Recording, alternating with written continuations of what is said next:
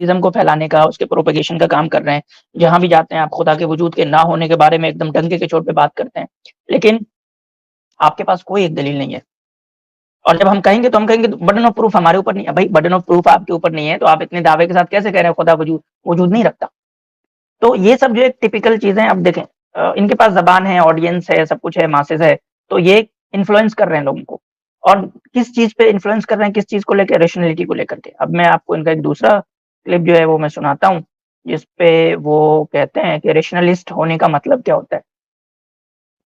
में है कहाँ, बाकी तो रैशनल ही है, सब सोच समझ के कभी फैसला गलत हो जाए सही हो जाए अलग बात, but tries to be as rational as possible, as logical as possible.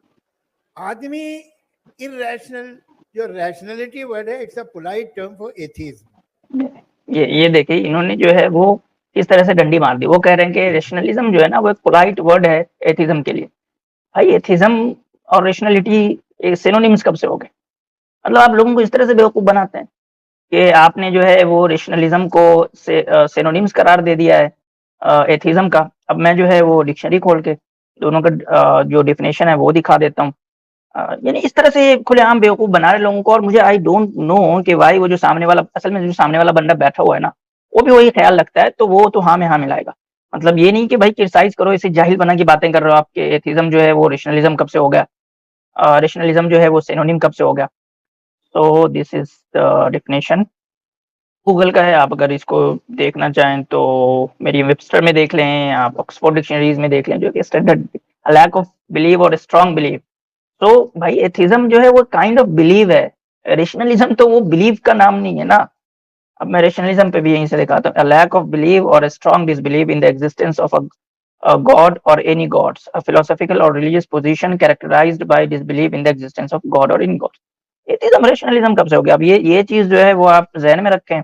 और मैं अब आपको जो है वो करता हूँ रैशनलिज्म।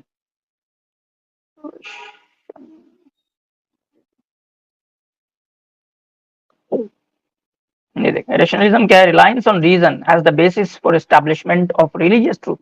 तो ये तो बिल्कुल एक अलग चीज है यार। मतलब रैशनलिज्म नाम है उस मेथड का जिस मेथड में ये बात कही जाती है कि हम रिलीजियस ट्रूथ यानी कि मजहबी सच्चाई को अक्ल की बुनियाद पर एस्टैब्लिश करेंगे।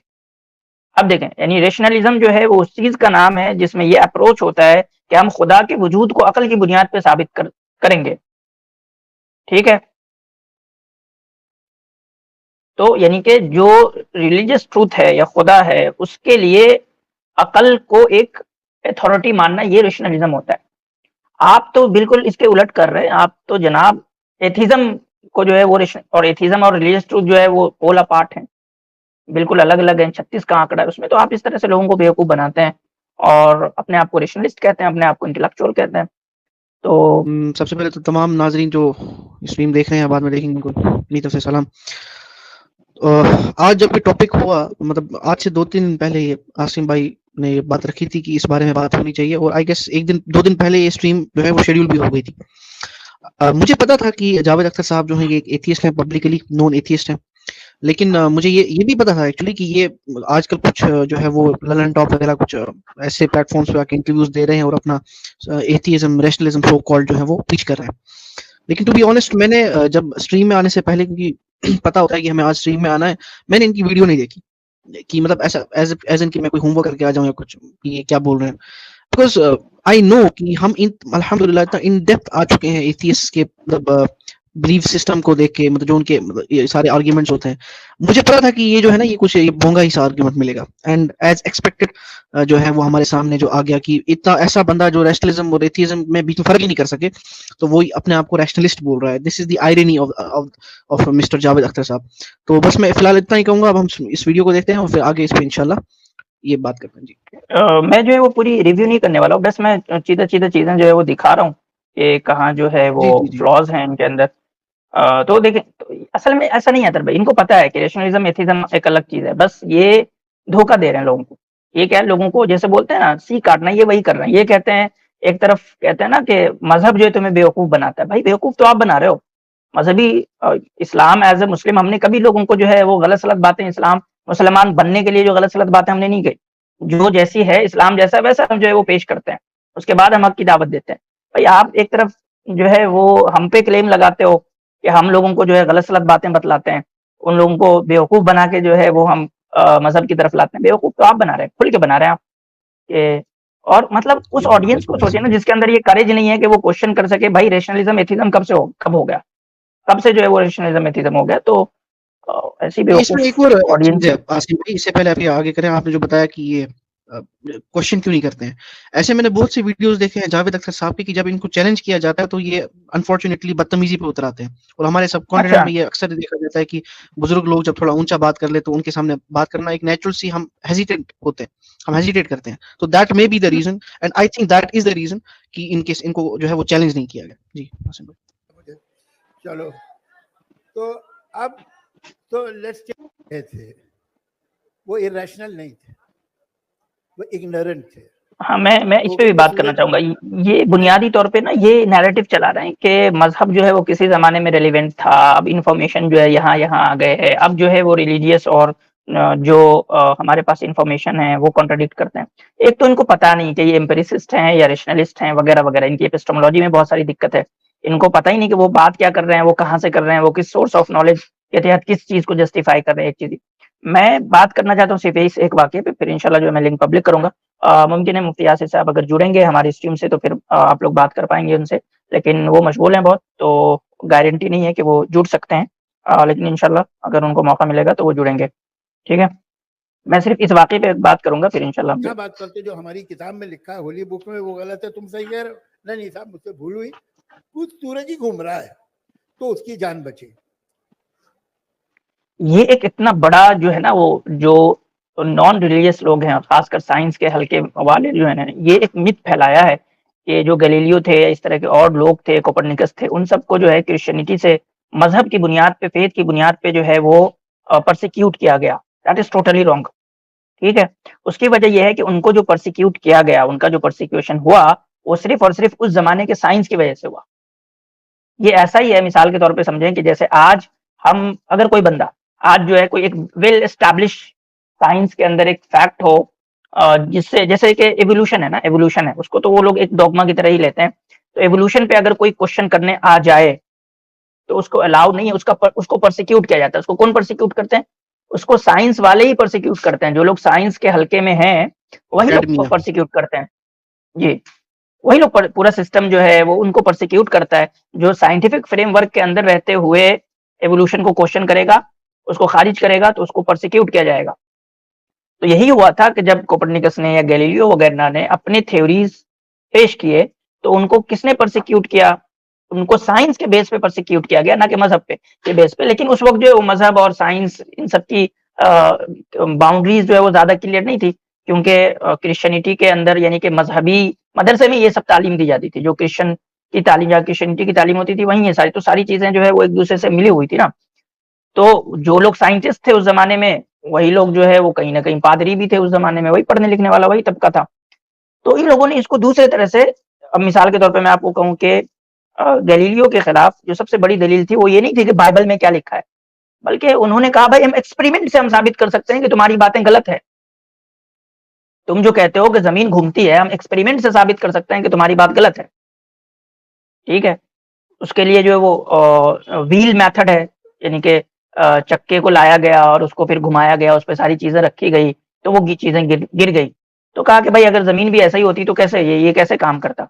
तो उसको अब फिर उसने कहा कि बहुत बड़ी है, मतलब ज़मीन बहुत बड़ी है, तो हम लोग जो है वो गिरते नहीं है। ठीक है, अच्छी बात है, ज़मीन बहुत बड़ी है तो हम गिरते नहीं है। तो उसने कहा अगर मान लो ज़मीन घूम रही है, हम किसी चीज़ को ऊपर फेंकेंगे, तो वो ज़मीन तो भाई खिसक के दूसरी तरफ चली गई ना घूमते हुए, तो वो पत्थर तो उसी जगह पे नहीं गिरनी चाहिए। वो तो थोड़ा दाएँ-बाएँ इधर-उधर गिरना चाहिए ना, क्योंकि वो थोड़ी देर हवा में रहा और ज़मीन घूम रही है, वो तो थोड़ी आगे-पीछे गिरेगी ना। तो ये सारी चीज़ों के सवालात उस वक़्त नहीं थे, वो बेचारा चुप बैठा। जब ये आया, ये क्वेश्चन किया गया कि तुम कहते हो ज़मीन घूमती है, हमने एक पत्थर उछाला ऊपर, ज़मीन घूम गई, तो उसको थोड़ा-सा उस तरफ गिरना चाहिए, वो एग्ज़ैक्टली वहाँ पे नहीं गिरेगा। तो इस सवाल का जवाब नहीं था उसके पास।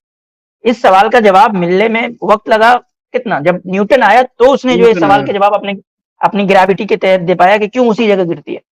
तो ये जो नॉन रिलीजियस लोग हैं ना जिनको रिलीजन को बदनाम कर रखा है, वो इसी तरीके के जो है गलतफ़हमी फैलाते हैं और सही बात नहीं बताते लोगों को। ये इनकी ईमानदारी है। अब इससे समझ लें कि ये लोग इस ज़हनियत के लोग हैं। ये लोग जो है कितना दजल कर रहे हैं, कितनी जो है इल्मी ख़यानतें कर रहे हैं और हम लोगों को कहते हैं, हम लोग ईमानदार नहीं है बताने में। भाई आप जो है अब वो ज़माने लद गए जनाब, जब आप लोग जो है वो लोगों को बेवकूफ़ बना के और लोगों को जो है ये भरोसा दिला के कि पढ़ने लिखने वाले हम लोग हैं, ये मज़हबी लोग पढ़ते लिखते नहीं हैं। वो ज़माने लद गए जावेद अख्तर साहब। आएँ, बैठें, बात करें, वन ऑन वन बात करें और आपको इतना ही जो है यकीन है कि कोई खुदा नहीं है तो दलील दें। खुदा के ना होने पे दलील दें आप, नहीं देते ना आप। इनकी जो एक डिबेट हुई थी सदगुरु के साथ, उस पे भी जो है मैंने जॉर्नो हिंदी चैनल के ऊपर एक रिव्यू पेश किया था। तो जिससे बुनियादी बात पता चलती है कि इनको कुछ नहीं आता जाता, ठीक है? इनको फिलॉसफी का कुछ नहीं पता। एक किताब में एक वीडियो और चलाना चाहूँगा जिसमें ये जनाब जो है वो किताबें पढ़ने, किसी ने पूछा कि हम अच्छी किताबें पढ़नी चाहते हैं, अच्छी किताबें बताएँ। तो ये किसकी किताब का नाम बता रहे हैं पता है? Richard Dawkins. मतलब वो ये इनको मतलब वही रिचर्ड लगता है असल में, मिसाल के तौर पे ये दिस इज समथिंग आपको इनके अकॉर्डिंग कूल लगने के लिए कि अगर मैं कूल लगूंगा, मैं बड़ा इंटेलेक्चुअल लगूंगा कि मैं अगर रिचर्ड डॉकिंस की गॉड डिल्यूजन जिसको 1000 बार डिबंक, मतलब वो किताब मेरे ख्याल में रिचर्ड डॉकिंस खुद भी नहीं पढ़ता होगा, कहता होगा यार क्या लिख दिया मैंने, मतलब वो ऐसी किताब है वो, मतलब वो उसकी कोई वो रेलेवेंस ही नहीं रखती आज के जमाने में। फिलोसफी बहुत आगे निकल चुकी है, आर्गुमेंट की दुनिया बहुत आगे निकल चुकी है, एथिस्ट की भी और एथिस्ट लोगों की भी। बस उसी बात जो वो जो किताब है ना, गॉड डिल्यूशन जो किताब है, उसमें कुछ नहीं है, ना साइंस है ना फिलोसफी है, कुछ भी नहीं है। वो एक लिटरेचर की किताब है, ठीक है? बुनियादी उसके पूरे उस्लूब को पढ़े, मैंने पूरी पढ़ी। वो एक लिटरेचर की किताब है, ठीक है? जो आपको अपीलिंग करता है, आप जो है वो किसी इसमें आपका एक तरफ दावा है, आप उसमें देखें ना वो किस्सा कहानियां और उससे रिलेट करना, चीजों को बताना, ठीक है? यानी कि अगर मैं कहूँ अपने बर उसको सगीर में रिलीजियस कॉन्सेप्ट, बैशिंग बोलते हैं, रिलीजियस बैशिंग। जी, तो ये इस तरह की जो है वो उनकी ये किताब है गॉड डिल्यूजन, उसकी कोई मजबूत जो है वो प्रिंसिपल नहीं है। हाँ, लेकिन वो ये है कि लिटरेचर की जो सबसे बड़ी खूबी ये होती है ना कि वो पढ़ने वाले को अपने शहर में ले लेती है। That is the power of literature, कि उसके अंदर एक अलग ही कुव्वत है जो साइंस के अंदर, फिलोसफी के अंदर किसी चीज में वो ताकत नहीं है जो कि लिटरेचर में है। तो आज भी इंसान के दिमाग को कंट्रोल जो है ना वो लिटरेचर करती है। यानी कि साइंस को अगर लिटरेचर के पैराए में नहीं ढाला जाए तो उससे जो अखज़ होने वाला एथिज़्म है वो किसी काम का नहीं है। साइंस से जो लोग एथिज़्म को एक्सट्रैक्ट करते हैं तो उस चीज को कन्वे करने के लिए वो लिटरेचर का सहारा लेते हैं। लिटरेचर के बिना नहीं कर सकते, आप कुछ भी नहीं कर सकते। तो खामखा जो है आप साइंस के सुपीरियरिटी का और लोगों को ये धौंस जमा करके कि भाई देखो हमारा तो साइंस का मसला है, तुम लोग तो डॉगमेटिक हो, तुम लोगों को क्या मालूम इल्म क्या होता है, नॉलेज क्या होता है। तो खैर वो वीडियो नहीं मिल रही है मुझे, अगर मिल गई ना, जिसमें वो भी शॉर्ट वीडियो थी, ललन टॉप पे ही उन्होंने सजेशन दिया था कि रिचर्ड डॉकिंस को, सैम हैरिस को, इन लोगों को पढ़ो, ठीक है? तो ये इनका इल्मी मेयार है। मैं तो अब सीरियसली चाहता हूँ कि इनसे जो है ना वो हमारा कभी वन ऑन वन हो जाए। अब गरचे ये सेलिब्रिटी हैं, गरचे ये बड़े आदमी हैं, लेकिन हमें पता है कि ये किस काबिल है। बेशक बेशक ऐसी बात है, ऐसा ही है बिल्कुल। ठीक, आसिम भाई मैं इसमें एक और बात करना चाहूंगा ऐड कि मैं जावेद अख्तर साहब को मैंने वन ऑन वन देखा हुआ है।